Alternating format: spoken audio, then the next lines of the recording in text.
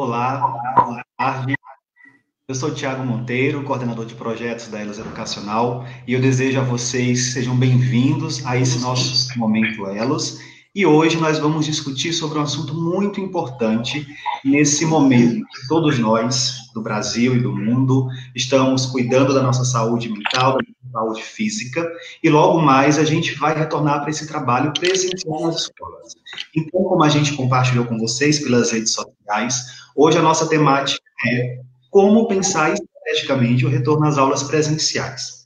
Então, para esse nosso papo, a gente tem aqui a presença de duas pessoas que fazem parte da nossa equipe, formadora dos nossos projetos, que é a Maria Luísa Ramos e a Solange Cruz. A Maria Luísa Ramos, ela é educadora, ela tem MBA em gestão escolar, ela atua na parte de coaching, na parte de formação, ela tem um foco de pesquisa e de trabalho em neurolinguística.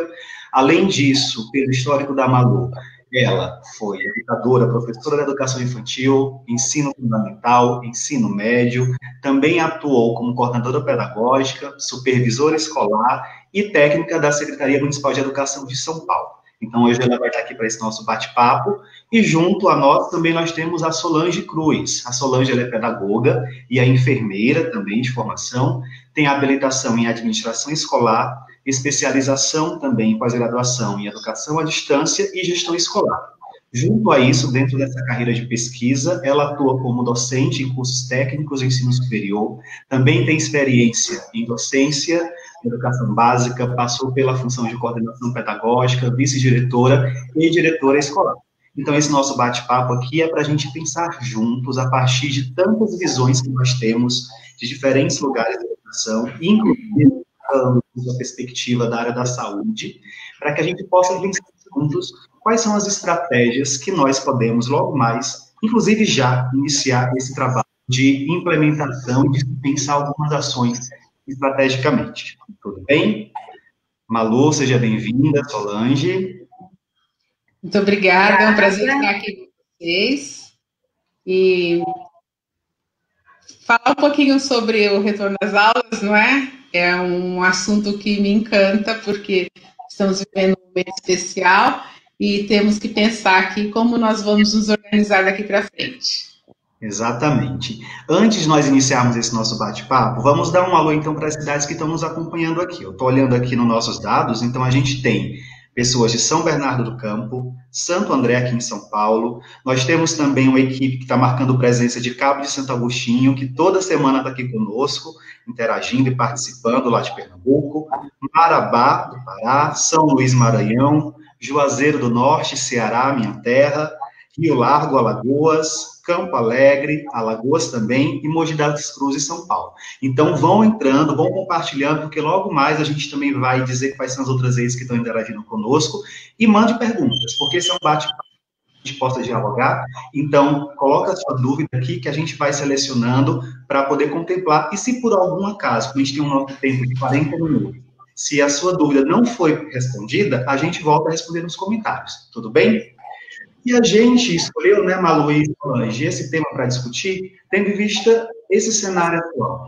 A gente está quase 3 meses de paralisação, né, não só das aulas presenciais, mas de muitos setores, né, da economia, e a gente precisa se cuidar nesse momento. No entanto, a gente precisa pensar, diante de todo esse contexto, como a gente já começa a olhar para um possível retorno. A gente viu na semana passada, o Ministério da Educação lançou uma nota pública informando que a partir de agosto as redes elas já vão começar a se organizar para esse retorno às aulas presenciais, que a gente ainda não, a gente vai precisar entender se vai ser gradual, se isso vai ser organizado de uma maneira diferente. Com certeza, cada rede vai ter uma dinâmica para se organizar. No entanto, é muito importante que nós, como escola, a gente consiga já pensar, diante daquilo que a gente tem, autonomia e governabilidade, o que é que a gente pode conversar e já estruturar algumas ações para esse retorno. Então, esse nosso bate-papo, a gente vai estruturar por alguns tópicos, e o primeiro deles, que é muito importante da gente discutir, é o que pensar previamente, antes mesmo das aulas presenciais iniciarem. E aí, Solange, eu pergunta para você, que eu acredito que a sua experiência, não só como educadora, mas também profissional da área de saúde, pode nos ajudar a discutir. O que seria essencial para que as escolas, e aí a gente fala equipe gestora, equipe pedagógica e a equipe não pedagógica, o que é importante se pensar e se planejar previamente para esse nas aulas presenciais?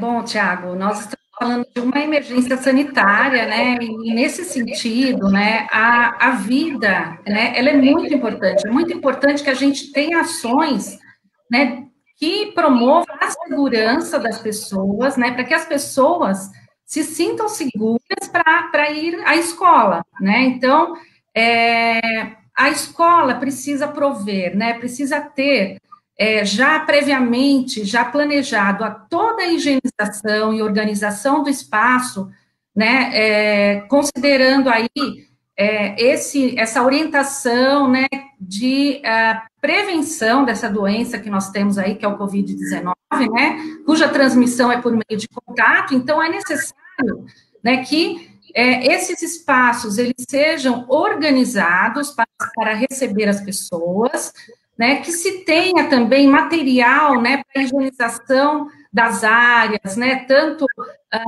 dos móveis, né, tanto da estrutura da escola de uma forma geral, né, máscaras, né, para que as pessoas, né, que não tenham condições de ter máscaras, de ir de máscara à escola, mas que a escola possa oferecer tanto para as pessoas que estão indo à escola, os alunos, e também toda a comunidade escolar, funcionários, os professores, a equipe gestora, né? Então, é muito importante, né, que a equipe gestora, a liderança, ela preveja tudo isso, né, para receber com segurança as pessoas, né, para que eles possam ir à escola tranquilamente, né? Além disso, é muito importante também ter reuniões de alinhamento, né, junto aos profissionais, né, desse retorno. Como que vai ser esse retorno?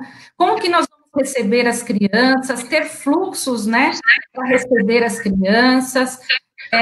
Os funcionários que vão à escola, né, por exemplo, se os funcionários forem de grupo de risco, já há uma certa limitação para esses profissionais que estarem na escola, então tem que prever o número de profissionais que estarão na escola também, né, o próprio calendário, né, da escola também, tá?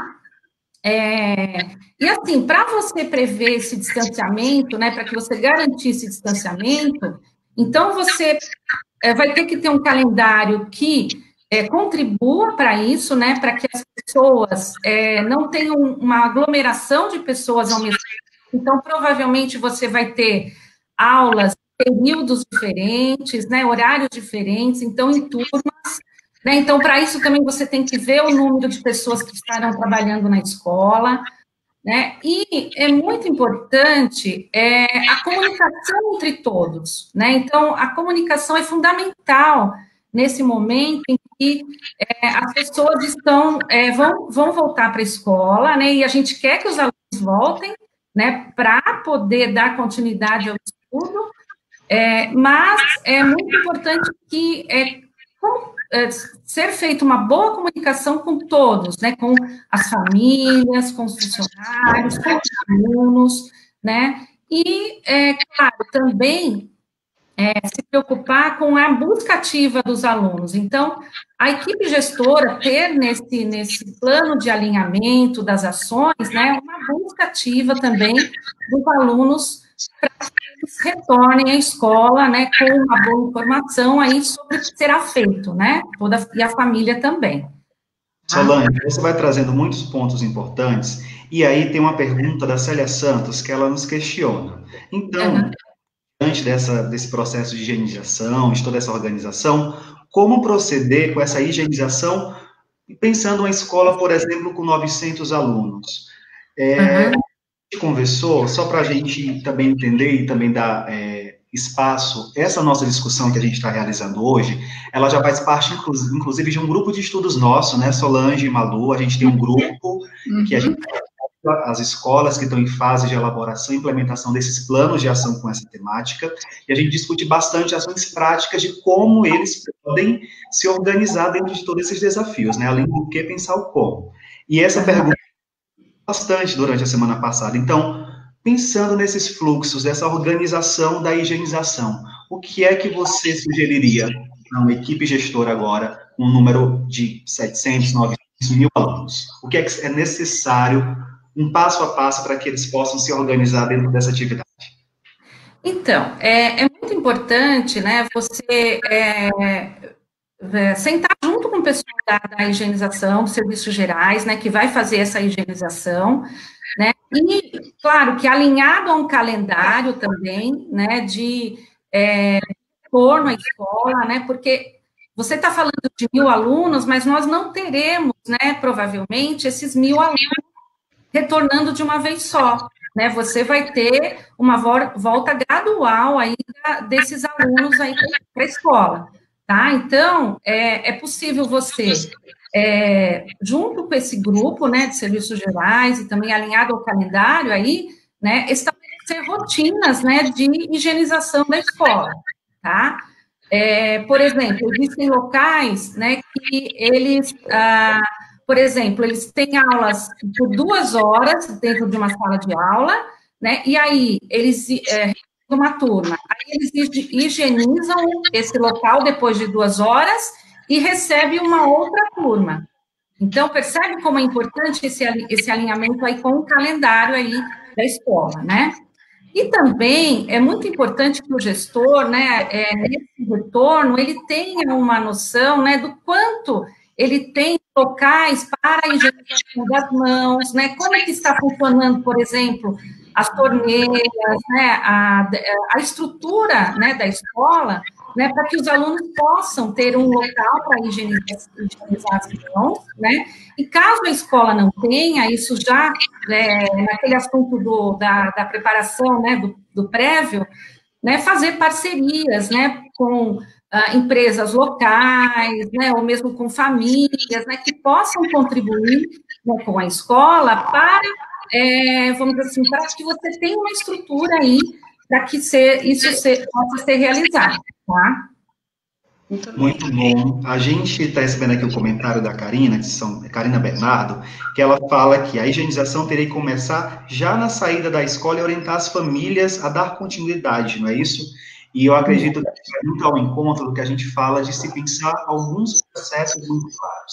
Então, assim, cada escola tem uma rotina de organização, de limpeza, e possivelmente nesse momento a gente vai ter que intensificar. Então, é entender que a cada intervalo de turno é preciso fazer um tipo de higienização, é preciso a gente intensificar, em alguns momentos, a depender de cada contexto, até mesmo entender quem são as pessoas da própria comunidade. Às vezes, nós temos pessoas que são mais disponíveis da família, que podem, se não tivermos um número expressivo de profissionais que possam nos ajudar, para que a gente possa ter essa força-tarefa. E que a gente compartilhar esse trabalho com os alunos, para cada um cuidar da sua higiene, do seu autocuidado e do cuidado com o seu espaço.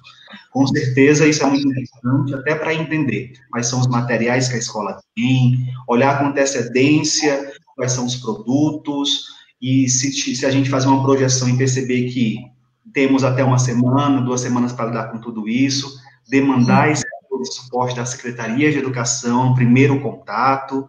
Caso não, a gente também, junto a isso, pedir esse apoio com a comunidade.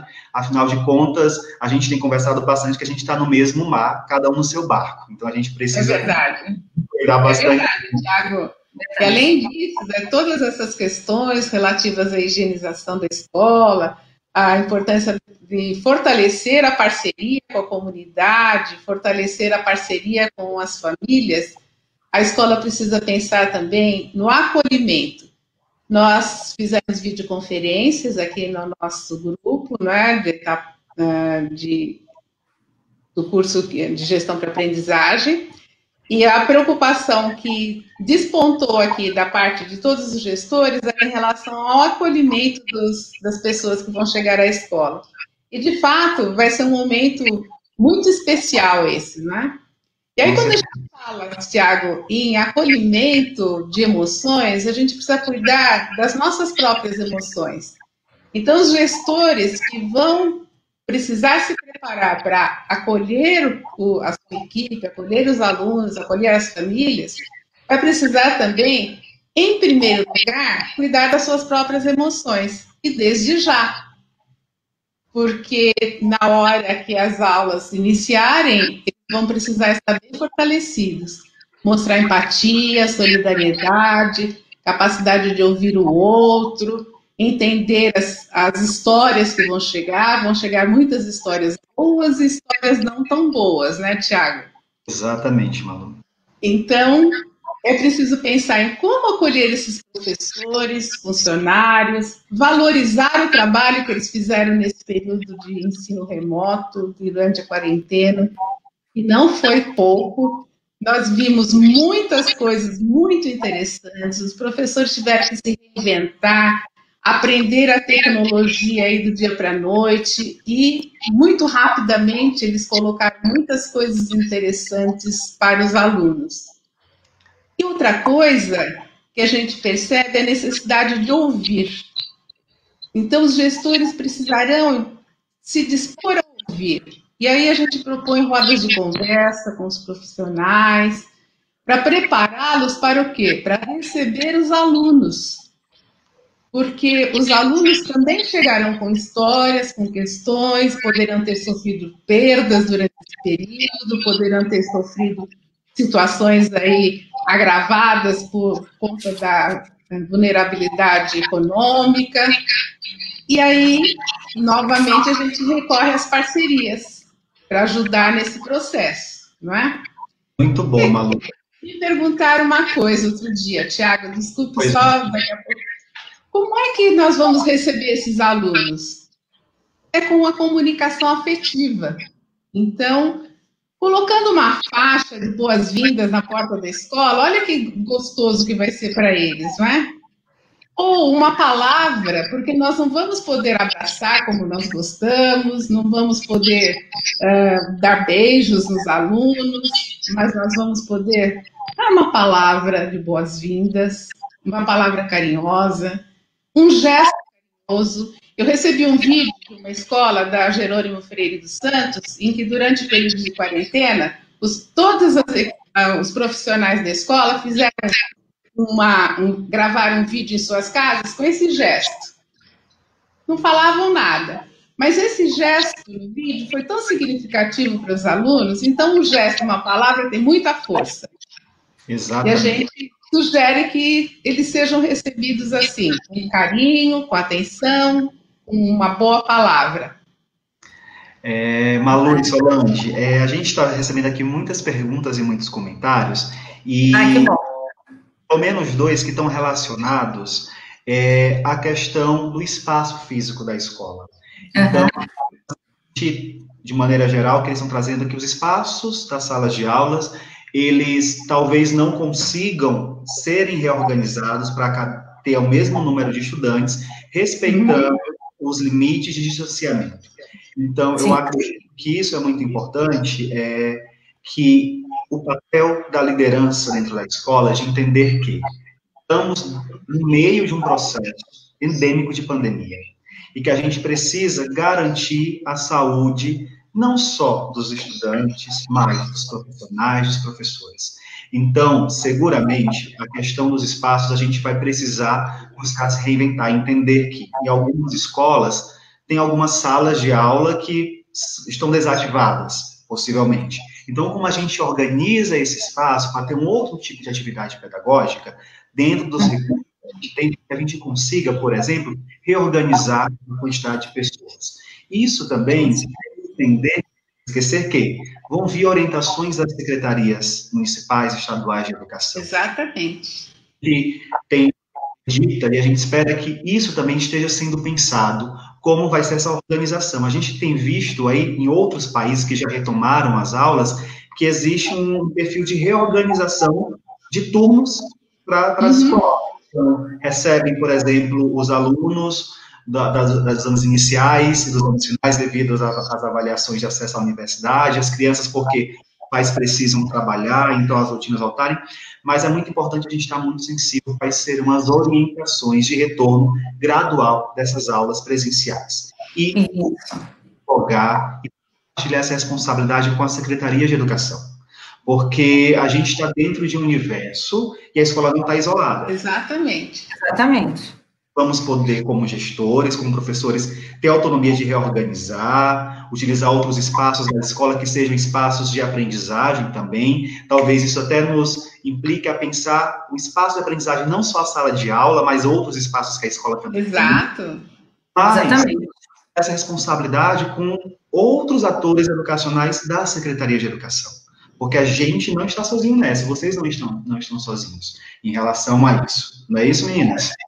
Isso. Olha, pode falar. Olha, Thiago, recebemos aí notícias de escolas que estão pensando até em organizar aulas no espaço externo da escola. Então, quem tiver essa possibilidade é uma ótima opção. E a imprensa tem trazido notícias sobre revezamento de alunos, dia sim, dia não, ou alunos, aqui em São Paulo está se falando de alunos que vão só uma vez por semana à escola, nos outros dias eles ficam com ensino remoto. Então, a gente está achando que, de fato, esta organização vai implicar em aulas presenciais mais a continuidade do ensino remoto, né, Solange? Exatamente. Aí a gente entra em questões bem importantes até, que são as questões de ações pedagógicas, né? Então, a escola, né, ela tem a função social, né, que é a educação. Então, a gente vai continuar com algumas ações remotas, né, também, para poder dar condições para as pessoas irem voltando aos poucos e a gente conseguir seguir vamos dizer assim, o distanciamento social, que realmente vai trazer a segurança até quando a gente tiver realmente uma vacina, né, que possa realmente ter uma prevenção ativa, né, que a gente fala, né, na área de saúde. Então, até então, a gente vai realmente continuar recebendo os alunos aí, um número de alunos aí, tem locais que, por exemplo, vai tornar o ensino médio, ou só o ensino fundamental 2, ou o ensino fundamental 1, os demais vão continuar com o ensino remoto, né? Eu está falando de um aspecto que é muito importante, uma das primeiras perguntas que nós recebemos, que foi da Soraya Mendonça, que ela nos questiona, né? E nesse retorno às aulas, como proceder em relação aos conteúdos? Eu acredito que isso tem sido uma preocupação de todos nós, né? De como pensar esses conteúdos, esse currículo, como é que vai ser essa adaptação, o que é que a gente tem visto aí como ponto essencial para que as escolas, os gestores, supervisores educacionais, coordenadores e professores pensem essa reorganização do que vai ser essencial de aprendizagem. E eu acredito que as pedagógicas que você está trazendo para a gente. Isso, acho que tudo isso passa pelo planejamento, né? Eu acho que a gente, logo, quando iniciou as aulas em fevereiro, né, e teve até escolas que nem teve tantas aulas assim, porque acabou iniciando depois do carnaval, né? Então, você tinha planejamento. Então, alguma coisa iniciou, outras coisas não. Algumas coisas você conseguiu realmente dar conta, vamos dizer assim, dar continuidade aí no ensino remoto, né? E agora a gente precisa avaliar o que foi feito, né, até aqui. Isso não pode ser desprezado de maneira alguma, né? Isso tem que ser levado em consideração no planejamento futuro aí que vai ser, mas a gente entender, né, que a partir das diretrizes que serão recebidas também da rede, né, que cada escola faz parte, seja municipal, estadual, né? Então, verificar o conteúdo, as habilidades essenciais, né, para que você garanta a aprendizagem dos alunos, né? Primeiro, o retorno desse aluno à escola. É muito importante que ele retorne à escola conforme for, diante do calendário que for realizado, né? E também esse planejamento aí, né? E nesse planejamento, né, futuro, é muito importante realizar uma avaliação mas não uma avaliação que seja classificatória, mas uma avaliação em prol da aprendizagem, uma avaliação que analise, né, quais foram, o que foi trabalhado, o que é preciso trabalhar diante desse planejamento geral que eles tinham no início do ano, né? E com relação a isso, né, principalmente quando a gente fala de ocupação dos espaços da escola, né, a gente, nesse período também que a gente ficou fora aí no ensino remoto, houve um aprendizado muito grande de novas metodologias, né, do próprio, do uso de ferramentas tecnológicas, né, e por que não isso ser utilizado também no ensino presencial, né, ou no ensino semipresencial, que pode acontecer também, né. Exatamente. Projetos, metodologias ativas, até nós temos uma bibliografia bem vasta com relação a isso. A Elo já produziu no seu blog vários textos que indicam, né, que tipo de metodologias. Nós tivemos uma live sobre isso, né? Então, eu acho que aproveitar o que foi feito, que o professor também foi um período de grande aprendizagem para o professor. Então, eu acho que vai ser algo que a gente pode continuar e continuando, né? Tivemos com as famílias também, não é, Solange? Pode falar. Pode falar. Eu queria para a gente seguir, porque tem muitas perguntas e comentários muito importantes do que a gente está trazendo aqui.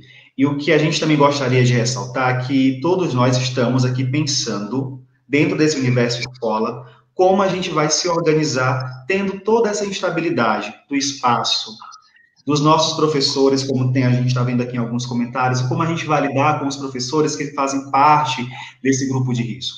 E o que a gente tem percebido e discutido que é essencial, não é fácil, mas é essencial, é ter esse diálogo não somente com esses atores que estão lá na escola, mas com a Secretaria de Educação.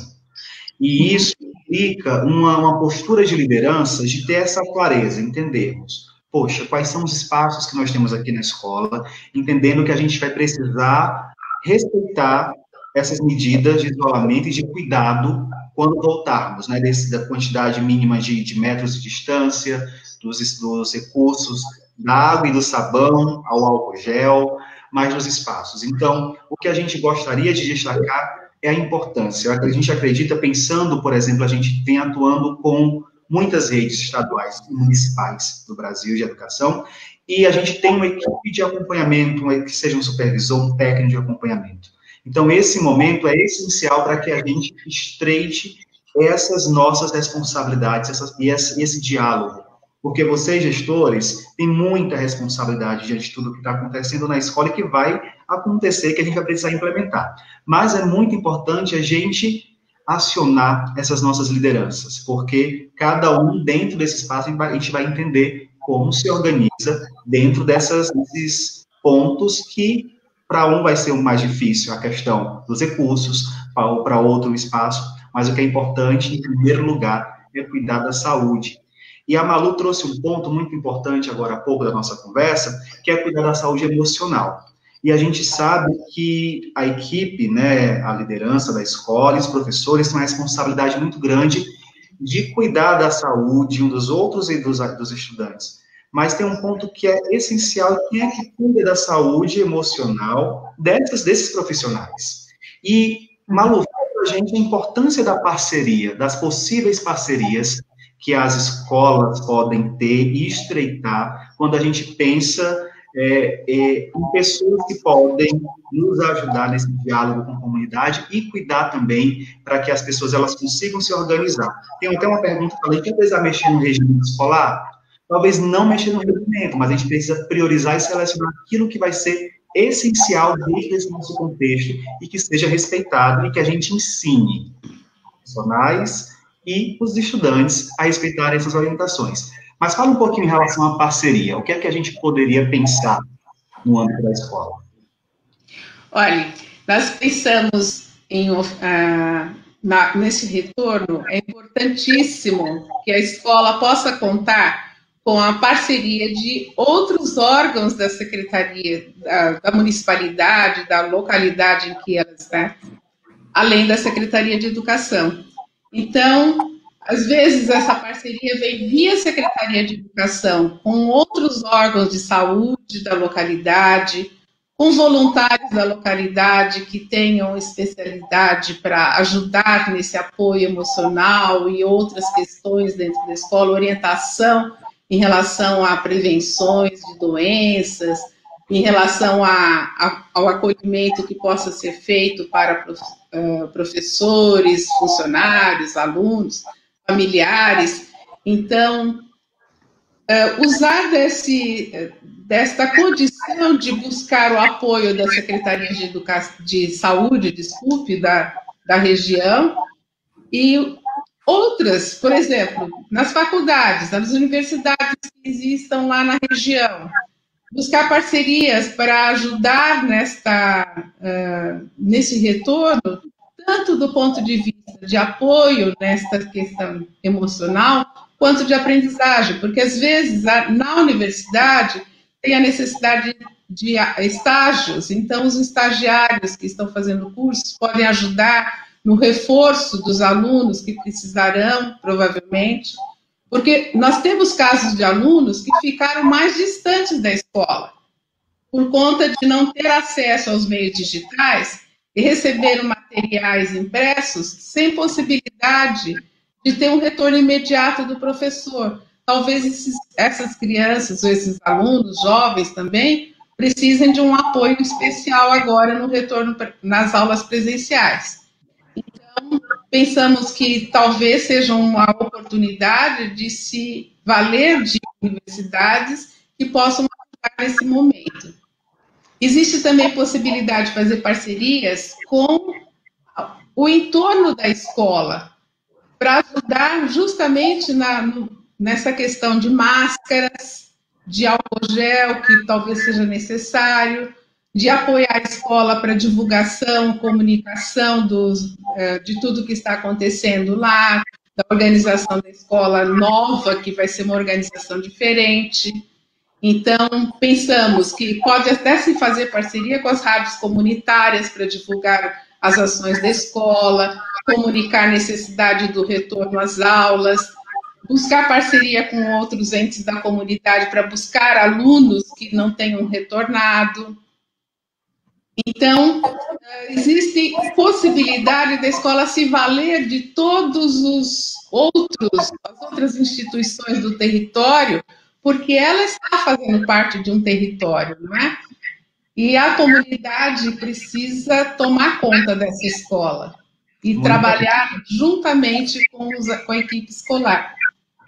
Olha, Malu, eu vou pedir licença a fala de vocês para a gente dar mais um alô para as pessoas que estão nos acompanhando. Claro. Então, a gente tem aqui as cidades de São Bernardo do Campo, Santo André, São Caetano, Mogi das Cruzes, Francisco Murato, Caieiras, que legal. E do estado de São Paulo, marcando presença, como já falei, Cabo de Santo Agostinho, Olinda, Caruaru, Pernambuco. Temos aqui a equipe de Marabá, no Pará, São Luís, Maranhão, Juazeiro do Norte, Aquiraz, Ceará, Rio Largo, Cacimbinha, Satuba, Campo Alegre, Monteirópolis, Penedo, São José da Tapera, Maceió, Arapiraca, Canoa, em Alagoas. A gente também tem aqui pessoas de Porto Velho, Goiânia, Niquelândia, Novo Gama, Valparaíso, em Goiás. Também de Piauí a gente tem a equipe de Teresina, Santa Filomena e Oeiras, Campina Grande e Natal. Olha quanta gente aqui que está conosco. Muito feliz. E a gente percebe que as dúvidas e os comentários que vêm, eles estão muito pautados nesse receio das famílias também deixarem os seus filhos, os seus tutorados, voltarem à escola, porque a gente está em uma situação inédita, como a gente tem visto aqui nos comentários. A gente precisa aprender com tudo isso e a gente precisa se comunicar entre os profissionais para se criar essas rotinas, se comunicar muito fortemente nessas lideranças para que a gente consiga ter essa escuta ativa e afetiva, que a gente possa criar essas parcerias. E tem um desafio que a gente vem agora estreitando muito mais, que são com as famílias. Então, acho que você pode falar para a gente, Malu, o que seria muito importante agora para que a gente fortalecesse ainda mais a comunicação com as famílias, para que eles se sintam mais tranquilizados, para que os seus filhos voltem às aulas, sabendo que a escola vai cuidar desse espaço? O que é que você indicaria para as pessoas que estão nos ouvindo? Olha, eu penso que esta relação com as famílias se fortaleceu nesse momento do ensino remoto, porque, por incrível que pareça, o distanciamento físico aproximou mais famílias das escolas. E o que a gente precisa? Fortalecer e continuar com esta relação. E aí, nesse momento, temos, por exemplo, lá em Juazeiro do Norte, a prática das rodas de conversa. Então, são pequenos grupos de pais que vêm à escola para conversar com os representantes lá da equipe, e é um momento em que se pode mostrar tudo que está sendo feito, mostrar o plano de ação que a escola desenvolveu para esses pais, trazer segurança para eles em relação a tudo que a escola providenciou para garantir a segurança das crianças, dos alunos. E uma outra coisa que pode ser feita também, Thiago, é a escola de famílias, em alguns momentos, em alguns lugares é chamada de escola de pais, em outros lugares é chamada de escola de famílias. Para que isso? Para que haja uma aproximação maior desses familiares com a escola, e aí o que se poderia fazer? Usar de parcerias lá com a Secretaria da Saúde, trazer profissionais para orientar esses pais quanto à prevenção de doenças, quanto à educação dos filhos, quanto ao apoio que eles podem dar em relação à escola. E aí, gente, quando a gente fala em relação com as famílias, é importantíssimo pensar na linguagem que a gente usa, porque nós temos variedade de condições das famílias. Então, é importante que a escola conheça mais de perto, faça um mapeamento do perfil dessas famílias. Tem aquele texto da Jana Ina, que foi publicado agora recentemente no blog, que ela conta que ela costumava fez um grupo de WhatsApp de mães, e todos os dias ela escrevia uma mensagem para ajudar as mães a orientarem a tarefa de casa. E um belo dia ela se atrasou e fez por áudio. No dia seguinte, uma das alunas chegou e disse: olha, professora, desta vez a minha mãe ficou feliz porque ela pôde me ajudar. Por quê? Aí que ela descobriu que ela era analfabeta. Então, usar das linguagens adequadas para se comunicar com as famílias é fundamental. Nada de pedagogias, né, gente? Isso. Olha, tem um ponto que usar linguagem clara, né, adequada, acessível. Olha, isso é muito importante que vocês estão trazendo, meninas. E é importante também a gente destacar que a gente tem feito esse diálogo em todas as lives, nessa especial, pensando muito no nosso papel como profissionais, como educadores, para a gente fortalecer essas práticas, fortalecer essa comunicação.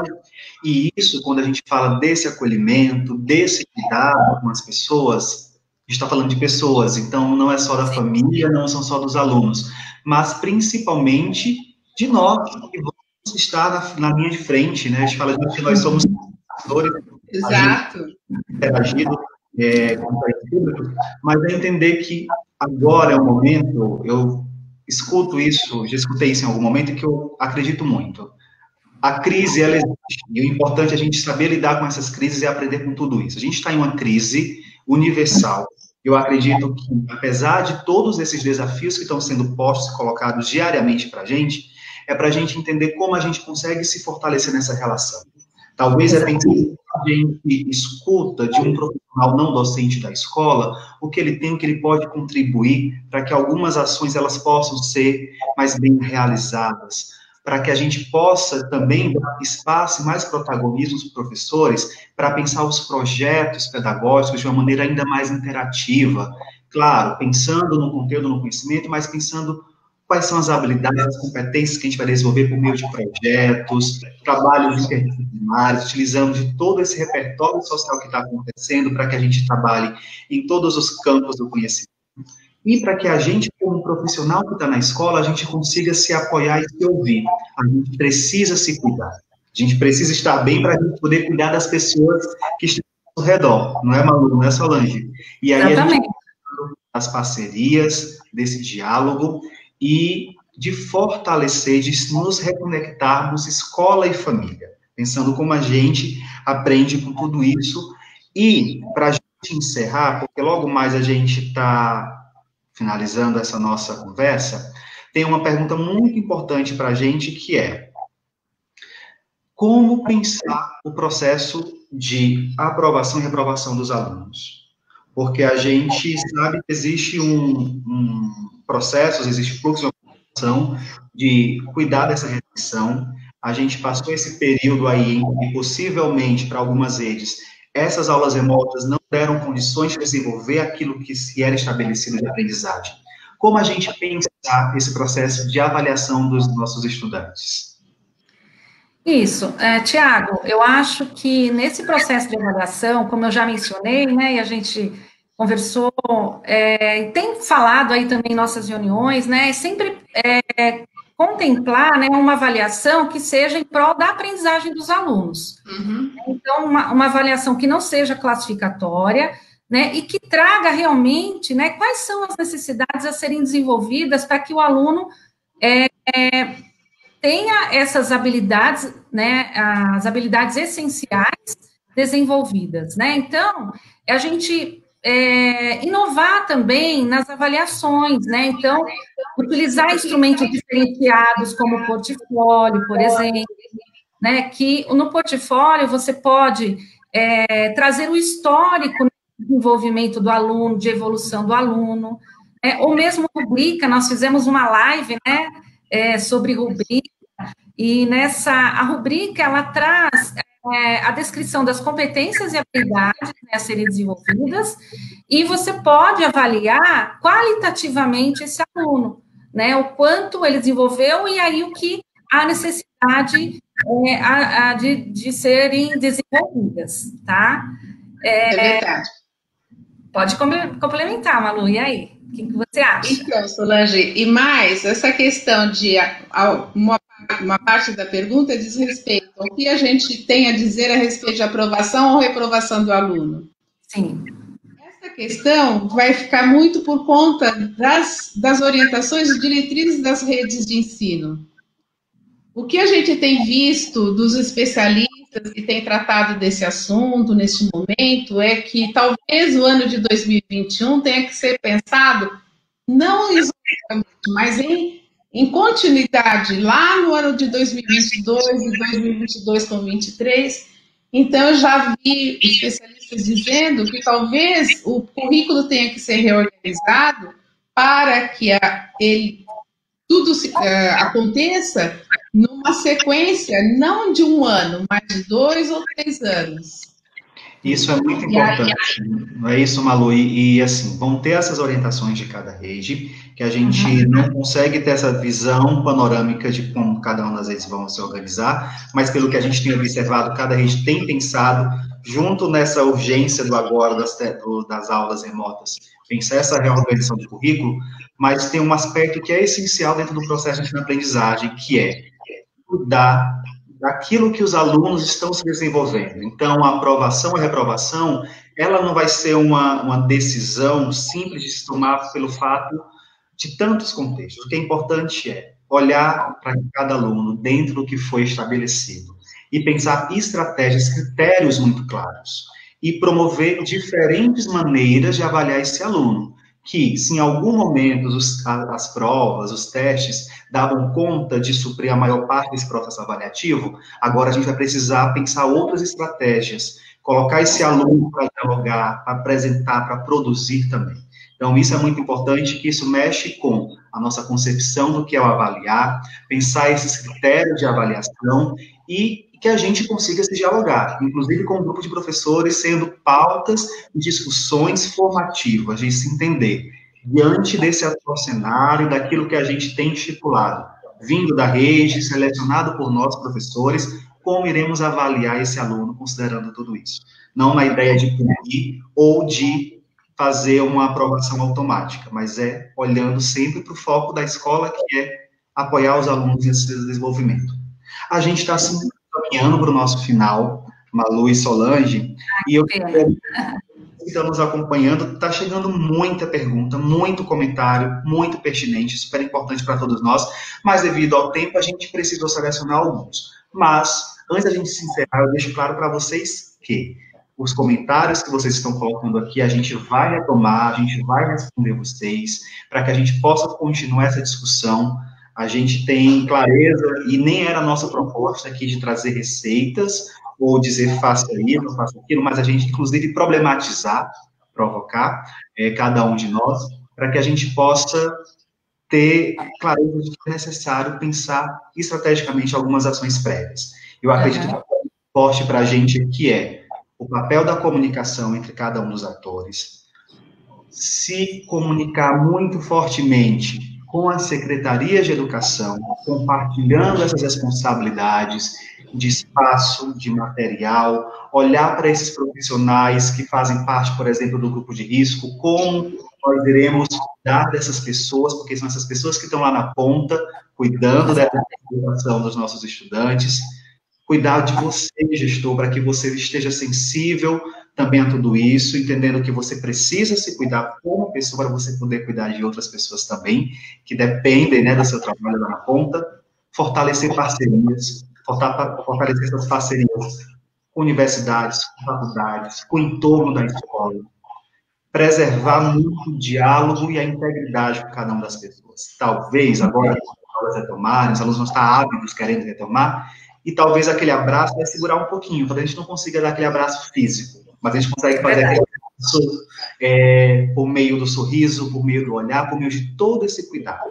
É olhar para isso, que a gente, dentro da nossa governabilidade, a gente consiga reorganizar e garantir um retorno cuidando dessas histórias. Porque a gente sabe que cada pessoa vai chegar de uma maneira mais ou menos fragilizada e a gente precisa cuidar, sem perder o foco, a gente precisa garantir que os nossos alunos que se matricularam em 2020 retomem as aulas, que eles aprendam a partir desse olhar que a gente vai fazer dessa seleção aí das habilidades, das competências, e cuidando de cada pessoa. Não é isso, Malu? Não é isso, Malu? Isso mesmo. Só queria falar um pouquinho, assim, que os alunos, eles também, assim, estão muito ansiosos para voltar, né, para a sala de aula, né, e é muito importante a gente valorizar o que eles estão fazendo, né. Eu vejo aí nos grupos que a gente acompanha aí nos nossos, na nossa equipe de formação, e os professores têm mandado muitas produções dos alunos, né? Então, eu acho que, pedagogicamente, é importante a gente valorizar esse conhecimento adquirido dos alunos, né? Esse protagonismo, né? Eu acho que esse desenvolvimento dessa autonomia para o estudo, né, e trazer isso para as atividades pedagógicas da escola, valorizando o que eles fizeram, fazendo com que eles contem histórias, como foi esse momento para eles, como a Malu falou, né, falar um pouco dos sentimentos. Eu acho que isso é muito importante, esse acolhimento, né, pensar no coletivo, e os alunos, assim, tenho certeza que eles estão se desenvolvendo, né, eu acho que eles estão fazendo muita coisa também, que a gente tem que valorizar isso lá na escola, tá, gente? Isso mesmo. Então, a gente agradece a participação. Logo mais eu vou passar a palavrinha para vocês se despedirem, Malu e Sol, mas só para deixar claro para vocês que estão nos acompanhando, na próxima segunda-feira, às 16 horas, a gente vai retomar esse Momento Elos com outro assunto muito importante, que é como nós, educadores, escola, podemos lutar contra o preconceito racial, contra o racismo. A gente tem muito claro que isso sempre foi uma temática emergencial no Brasil e no mundo, mas os diversos acontecimentos que estão acontecendo nos fazem pensar e trazer essa discussão para o centro desse debate, que é pensar como a escola pode dialogar, como a escola pode trabalhar de uma maneira humanística para que a gente consiga diminuir esse impacto negativo na vida de cada pessoa, desde os nossos estudantes da sociedade como um todo. Então, segunda-feira a gente se encontra para discutir sobre essa temática, racismo, como combater esse mal na escola, educação. Além disso, já falei para vocês, mas eu retomo, as perguntas, os comentários que a gente não conseguiu trazer para essa live agora, a gente vai retomar com vocês nos comentários, E também nós vamos colocar sugestões de textos, de artigos, muitos deles, inclusive, fazem parte do nosso blog. Se você ainda não acessou o site da Elos Educacional, por exemplo, tem uma aba que é de textos do blog, então a gente vai colocar lá para vocês dicas de leitura, de como trabalhar com projetos, como fortalecer esse processo de comunicação, como pensar toda essa dinâmica a favor da aprendizagem do nosso trabalho, principalmente, tá certo? E aí, para a gente encerrar, agradeço a participação de vocês, Malu, Solange, agradeço muitíssimo a participação de vocês por terem compartilhado.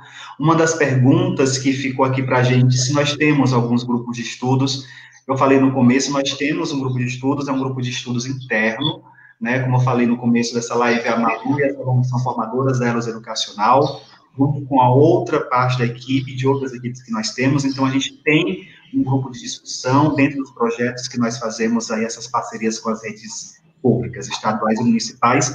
No entanto, muito do que é discutido nesses grupos de estudos, eles são publicados nas nossas redes sociais. Então, se você ainda não conhece, por exemplo, o nosso Instagram, acessa lá o nosso Instagram, o nosso LinkedIn. Então, a gente tem diversos materiais compartilhando desde o trabalho pedagógico em sala de aula, liderança da escola, liderança de secretaria, projetos, formação, para que a gente possa aí continuar esse diálogo com vocês. Malu, Solange, agradeço muito a participação de vocês. Obrigada, Tiago. Eu que agradeço a ela. Muito obrigada, né, a todos presentes também. Muito obrigada pela participação. Né, e cada vez fica mais claro, né, que as atitudes de cada um é muito importante, né, e que nós precisamos pensar não mais individualmente, né, mas na coletividade, e que nossas ações sejam pautadas na empatia, solidariedade, resiliência. Eu acho que isso é muito importante, tá bom? E se cuidem. Olha, Tiago e Solange, eu quero só terminar contando uma pequena história. Eu tenho uma amiga que tem mais de 60 anos e ela conta sempre que tem oportunidade do que a primeira professora dela disse quando ela foi à escola. Ela diz, a professora olhou para ela e disse: "Nossa, Ercília, você está na minha lista, que bom que você está na minha turma. Então, que tal receber os alunos dizendo para cada um: que bom que você está de volta? Não seria muito gostoso para cada um receber ser dessa maneira?"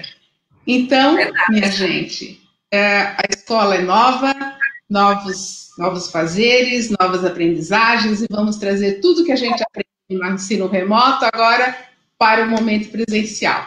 Verdade. Obrigada a todos, viu? Só mais um detalhe. Tem um texto lá da Adriana que fala sobre as competências socioemocionais, que eu recomendo a leitura em especial.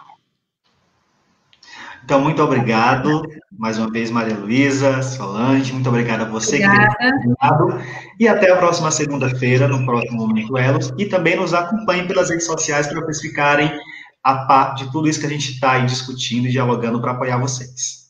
Tchau, tchau. Obrigada, queridos. Tchau, tchau.